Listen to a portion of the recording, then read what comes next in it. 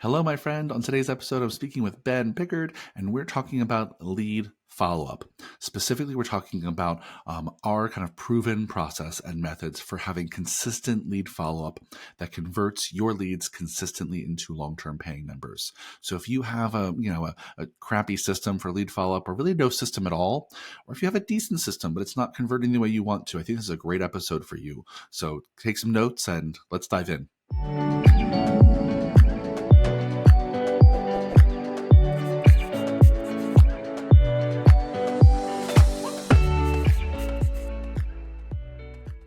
Hello, fitness business nerds. What's up? Welcome to another episode of the Business for Unicorns podcast. Before we dive in, I want to give you a quick reminder. We announced this already, but this is our heads up that we're doing another round of our world famous program called Gym Growth Blast Off. And it is a 12-week program where you can work with Mark Fisher directly to help generate more leads for your gym. It focuses on all the most essential sales systems from email marketing and social media marketing. It covers the whole gamut and helps you hold your hand through the 12-week process to generating more leads for your gym. As Mark said on one of our last podcasts, this is maybe one of the last times he's going to be intimately involved and holding your hand throughout all of the coaching for the 12 weeks. So if you really want to work with Mark and generate more leads, build more marketing systems in your business, go ahead and click the link down in our show notes. It'll take you over to our Instagram and just DM us. Let us know you're interested in Gym Growth Blast Off. We'll send you all the details and let you know how it works. But I really hope you join us because everyone who's done the program so far, this is our third time. It's had tremendous results. And so don't miss out. It's a great program. Can't wait to see you there. Brings me to today's episode, which is with Mr. Ben Pickard. How are you, sir? I'm doing great, man. How are you doing? Good. We're recording this in the holiday season. Are you in the festive spirit yet? Yeah, I'm. As you probably wouldn't surprise you, I don't dislike Christmas. I like Christmas, but I'm not like, you know where this is going already. I wouldn't be the one to decorate the shit out of our house, and my wife has done a fantastic job. We have 3 Christmas trees. Wow. Granted, one is big, like a real Christmas tree, and then we've got a little Christmas tree in our room. We've got, I don't even call them, like big old Christmas balls hanging from the ceiling. So it's it's hard not to be in the Christmas spirit when my house is Christmassy as hell. And I'm not the Grinch, even though my wife says so. Maybe I'm the Grinch.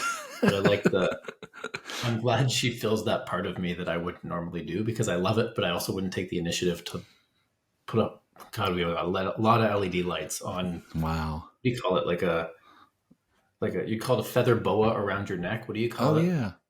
What's that when it's made out of like Christmas tree material? Oh, garland?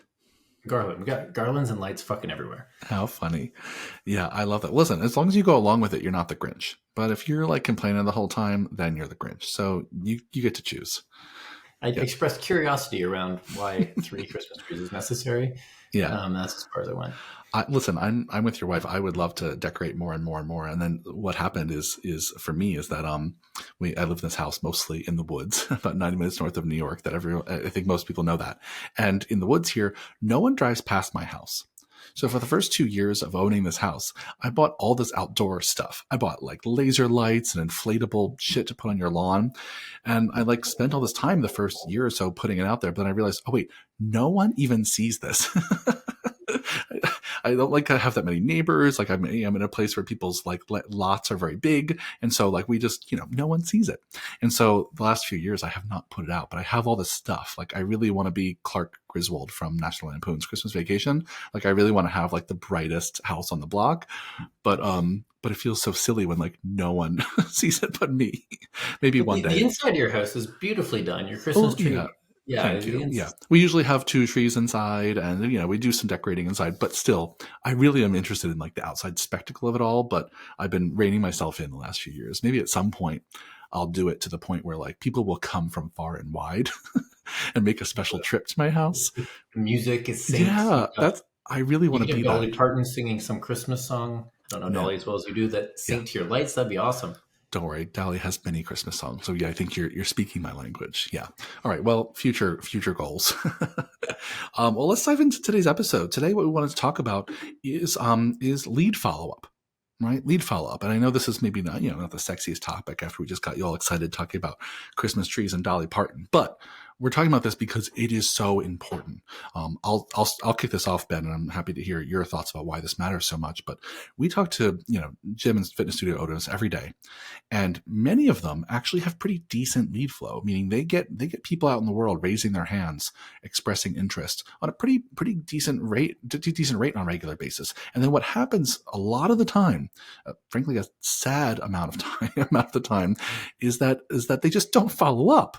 Right? You get people emailing or reaching out on social media or showing up, walking into your gym or, clicking through to your website, and you just don't follow up or follow up fast enough or consistently enough to actually, turn them into a paying customer. And so we want to talk today just at a very high level. This is a big topic. We could talk about, sales funnels and for many, many hours, but we want to talk specifically about some of the basics about following up with leads. Like, how do you create the systems to make sure that you don't leave those people hanging when they've raised their hand and said, hey, I might be interested. Yeah. So I think that's my hot take on like why this matters so much. What about you, Ben? Yeah, I plus one agree completely. And in my experience, the same is true. I would even go so far as to argue that if you think you need more leads and you don't give yourself a 10 out of 10 on your lead follow-up process, start there. There's no point pumping leads through a sieve, because if they came to you and your lead follow-up process sucks and they went to another gym, you might get them eventually, but like probably not tomorrow. Yeah. I think at least 50% of people who say they need more leads actually would benefit from dialing in the process for this one to convert more. I don't know what the percentage would be, depends where they come from, but convert those people into clients. Yeah. Well said, my friend. I couldn't agree more. We're aggressively agreeing with each other at this point in the podcast. yeah. I love it. Well, maybe let's start by defining some terms. There's a lot of like terms that get tossed around on the subject, and specifically even just the word lead. So when we talk about it, we like to break it down a little bit more. We talk about the fact that there are strangers, there are suspects, and there are prospects. And for us, prospect and lead are synonymous. So can you just maybe break those down a little bit so that all of our listeners and we're speaking the same language? Yes, we're not speaking fancy internet marketing funnel language. Yeah. So a stranger is someone who knows your gym exists. That's simple. They know of your existence and that's it. They haven't done anything about it. You haven't done anything about it. They're the same way there's a store that sells that thing in your town and you haven't gone there before. You're a stranger with them. The suspect is someone who knows you exist and is kind of like lingering at a distance is the way we think about it, but they haven't really expressed interest yet. So they could be on your email list. They could be on your social media. Maybe they came to like an event you had at their gym with a friend, but like you're in each other's circles, but they haven't actually said, hey, can you tell me more about this thing? Yep. And then last but not least, prospect and lead are the same thing. It's someone who has like raised their hand and taken action to express interest in we're doing the thing. So they've opted in to an offer. They've emailed you. Stop by, probably bring a friend, something like that. They've engaged in a way that is like, yeah, they're probably interested in your gym. You just got to make sure it's a fit. Yeah. Great. Yeah. I think that I think a lot of people toss all those words around interchangeably. And again, we like to make a difference, make a difference between like a suspect and a prospect.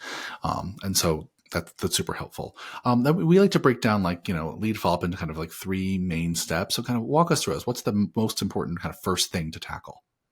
Well, the first is that you need to have a script. Yeah.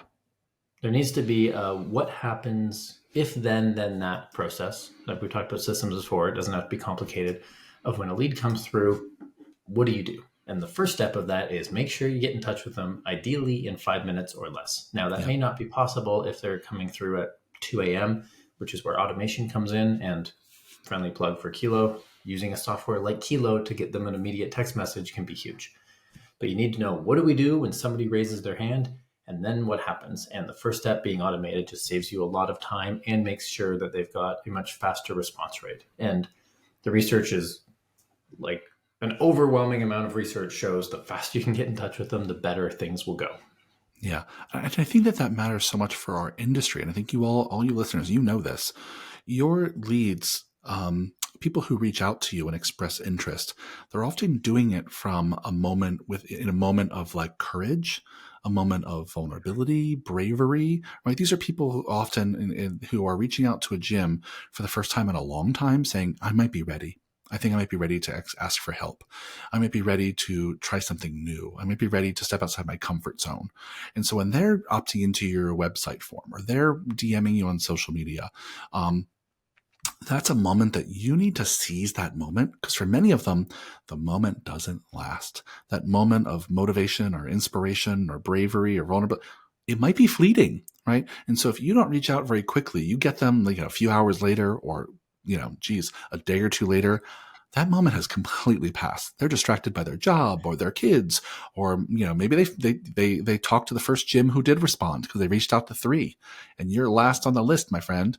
And so we have to make our choice the convenient choice. We have to make saying yes to us the thing that is fast and easy to do for them, which means it is all about speed. So I wanted to double, triple down on that, Ben, because we all agree, and the research shows it is essential. Yeah.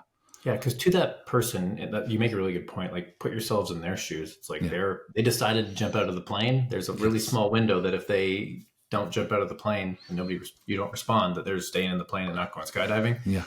I don't know why it's a skydiving example. No, I think I would take that analogy even further. Them calling you is them jumping out of the plane. It's whether or not you give them a parachute, right?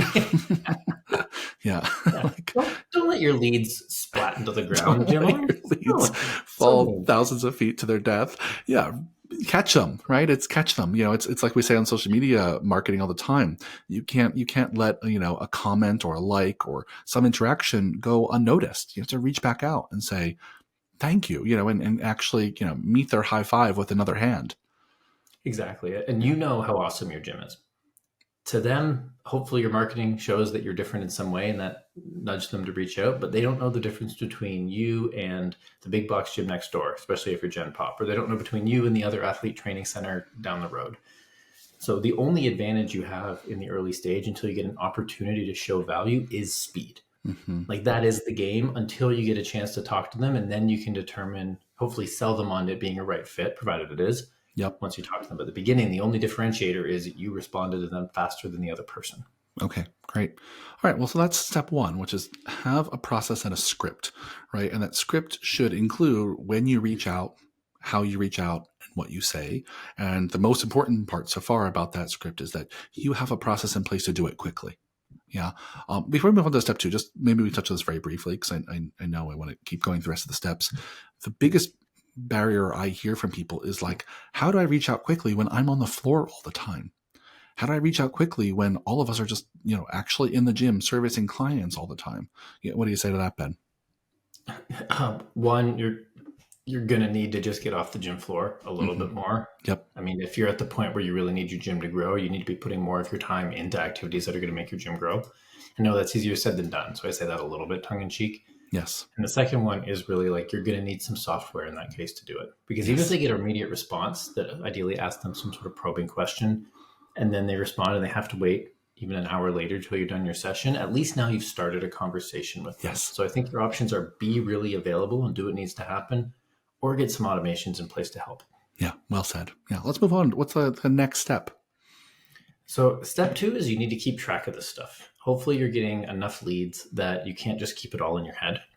Well, spoiler, even if you're getting a few, you can't keep it all in your head. you can't. As I say that, the number you can keep in your head is like 2. Yeah, that's it. Yeah. So make if you need to, a simple spreadsheet that's just like, who are they?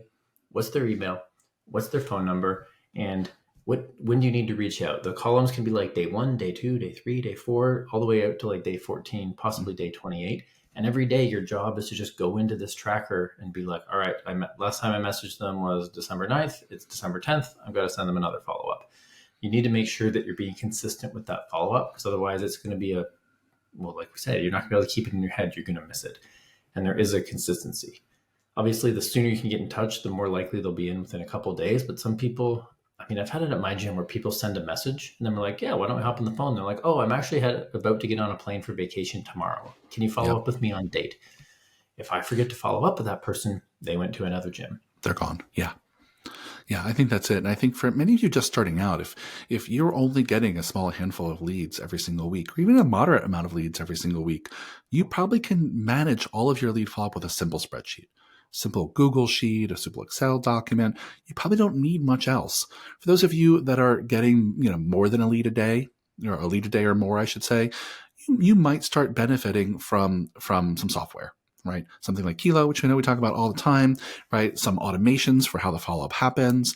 I think you might need some software if you're getting more than just a handful of leads per week, and that software will do a lot of the heavy lifting in keeping you organized. But for most of you who are getting only 3 to 5 leads a week, you probably are fine with just using a spreadsheet for a while until you want to or can afford to upgrade to something that includes some automations. Yeah.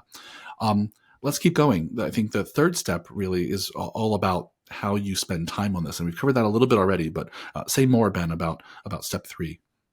Yeah, so we strongly recommend that you have dedicated time on your calendar that is as important to you as no showing for a session. The magnitude of guilt of no showing to a session needs to be the magnitude of guilt of no showing to the meeting you made with yourself to do lead nurture work.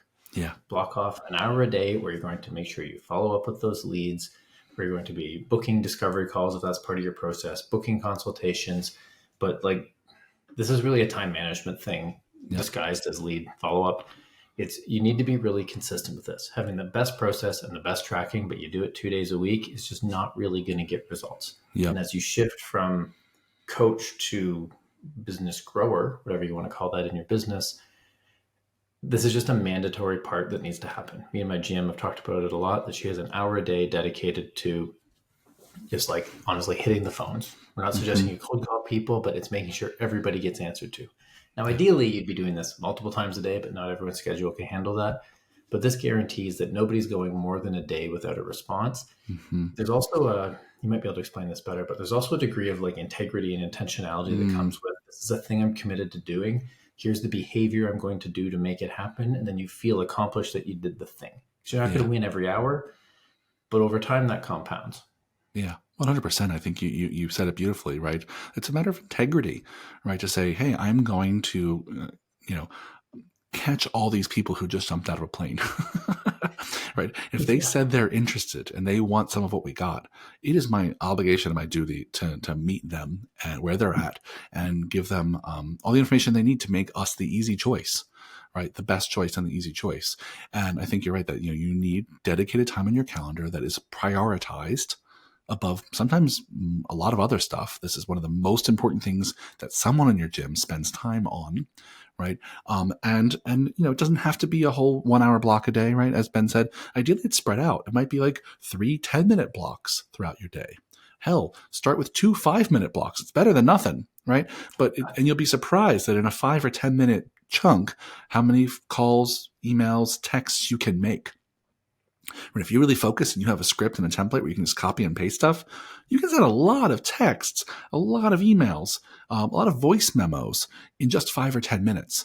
And for those of you, again, that are only getting a handful of leads per week, you might not need more than that. You might not need more than 2 or 3 10-minute chunks in your day to be one of the most responsive gyms on the planet. Right. Automation helps, right, as well. Right. But if for actual human contact, I think, if you had 3 10-minute blocks in your calendar and no one's waiting more than 3 or 4 hours to hear from you during a business day, that you might make you one of the most responsive people in your market. And I think that, timing really matters here. Yeah. All right. Well, I think we covered a lot of ground here. If you were to kind of, to all the people out there who are like, yes, I need to improve my lead generation systems. I know I need a script. I know I need a tracker to track everything. I know I need time on my schedule to do this. That all feels maybe a little overwhelming to them. Where do they start, Ben? Well, I think you could create a script much faster than you think you could. Yeah. There's no magic bullet with this. Yeah. You talk to leads. I'm assuming you've talked to at least one lead already if you own a gym. Yeah. Write down just what you said so that you can copy and paste stuff into text messages. In terms of the tracker, if you don't know where to start, the most basic spreadsheet ever is totally fine. But maybe, as I'm saying this out loud, the place to start is actually blocking off that time in your calendar. If you have 30 minutes a day, ideally an hour a day, however you split it up, in your first 2 days, day 1 is I'm going to write a script, day 2 is I'm going to make my tracker. Great. You're hitting the ground running 3 days in. Yep. Because it's not one of those we get questions like, "What's the right thing to say?" And it's like, well, you're already saying things right if your gym is if you own a gym and are listening to this podcast. So like, the right thing to say is the thing that aligns with the values and culture of your gym. Yeah. So, and you've already got it. You just need to put it down so you can copy and paste it into text message and emails real Yeah. fast and don't type all that shit out again. I think that's it. I think this is a classic example of a lot of people just make kind of perfect the enemy of good. And you want to just get it rolling with something that's good enough, right? The next draft of whatever whatever your script is, whatever your tracker is, the next draft is the best draft for now, right? As long as it's good enough that it allows you to get started, you will be able to improve this over time. Your script will absolutely improve over time. Your tracker will actually get better over time. At some point, maybe it'll move into software. Just get it friggin' started, and you will learn as you go. The best parts of my script when I was doing lead calls in my gym, the best part of my scripts were actually things that I said off the cuff. And then the prospective client is like, oh, that sounds amazing. And in my head, I'm like, all right, I got to write that down. But it just came to me. There was a bit of trial and error in that. And I'm like, all right, that gets added into the script because that resonated with our avatar. Love it. Awesome. Well, this was super helpful. I hope your listeners, this was a helpful walk down some of our best practices for lead follow-up. Hopefully that helps you get started or start to improve the systems that you already have.